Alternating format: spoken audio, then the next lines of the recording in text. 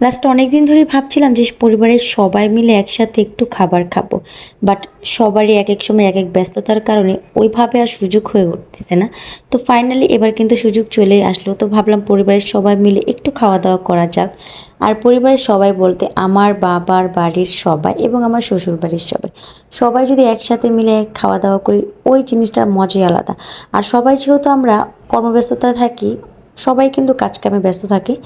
যার জন্য কি হয় সবাই একসাথে আমরা মিলিত হতে পারি না, অথবা বলতে পারেন সবাই একসাথে খাওয়া দাওয়া করতে পারি না, অথবা কোথাও যেতেও পারি না। যাক, আজকে কিন্তু আমরা সবাই একসাথে হয়েছি, তো ভাবলাম যে সবাই মিলে একটু খাওয়া দাওয়ার আয়োজন করি।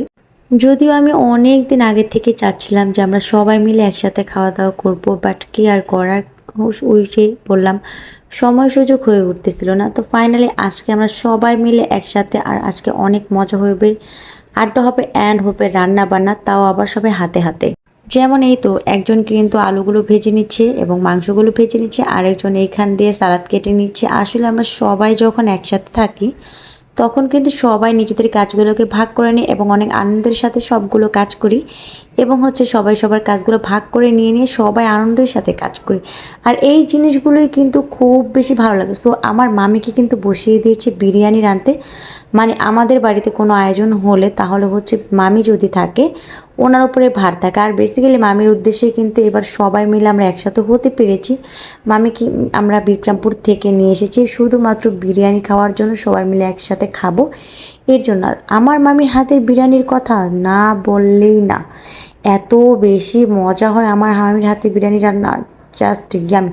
উনি কিন্তু খুবই অল্প মশলা ইউজ করে বিরিয়ানিতে, তেমন কোনো মশলা ইউজ করে না। বিরিয়ানিটা যদি আমি বলতে চাই কোনো কিছুর সাথে কম্পেয়ার করতে চাই তাহলে বলতে পারেন একদম হাজির বিরিয়ানির মতন ওনার বিরিয়ানির টেস্টটা হয়। যাই হোক, আমি কিন্তু এখন ওনার বিরিয়ানির রেসিপিটা শিখে নিয়েছি, ইনশাল্লাহ আমিও এইভাবেই বিরিয়ানি রান্না করব। বাট অবশ্যই মামি স্পেশালি থাকবে। সো আমার মামি কিন্তু বিরিয়ানিকে খুব সুন্দর করে নাড়াচাড়া দিয়ে দিল এবং গোস্ত দিয়ে দিল বিরিয়ানির মধ্যে। তো এখন জাস্ট এটাকে দমে দিয়ে দেবে। আর মামির হাতের বিরিয়ানির কথা না বলি না। যাই হোক, এখন কিন্তু আমাদের বিরিয়ানি রান্নাবান্না একদম কমপ্লিট। বেসিক্যালি সবাই মিলে যেটা শর্টকাটে রান্নাবান্না করা যায় সেই জিনিসটাকে আমি চুজ করেছি এখানে। আর বিরিয়ানিটাই আমার কাছে মনে হয়েছে যে একদম শর্টকাটে রান্না করা যাবে এবং বিরিয়ানিটা সবাই আমাদের বাসার সবাই পছন্দ করে, তাই ভাবলাম যে হ্যাঁ বিরিয়ানি রান্না করা যাক। এতে কি হবে, সবাই মিলে একটু গল্পও করা হবে এবং খাওয়া দাওয়া হবে, প্লাস এনজয়ও হবে। কারণ আপনি যদি সারাদিন ওই রান্নার কাজ নিয়ে ব্যস্ত থাকেন তাহলে কি হবে, পরিবারকে সময় দিতে পারবেন না। সবাই একসাথে হবেন ঠিকই, কিন্তু সবাই একসাথে কথাবার্তা বলতে পারবেন না। আর খাওয়া দাওয়াটাই কিন্তু মেন ব্যাপার না। আর আমার বাড়ির সবাই কিন্তু বিরিয়ানি অনেক বেশি পছন্দ করে, প্লাস আমরাও অনেক বেশি পছন্দ করি, যার কারণে আমরা বিরিয়ানিটাকে চুজ করেছি। আর হ্যাঁ, এই যে দেখেন চাপা ভর্তা, বেসিক্যালি এটা চ্যাপা ভর্তা ছিল না, এটা কি যেন শুটকি ছিল, ফেউয়া শুটকি মনে হয় বলে আমাদের ভাষায় আর কি আমরা বলি। সো এই শুটকিটা ভর্তাই এত বেশি মজা। আর মামি এসেছে আর মামির হাতের ভর্তা খাবো না, সেটা তো কখনোই হতে পারে না।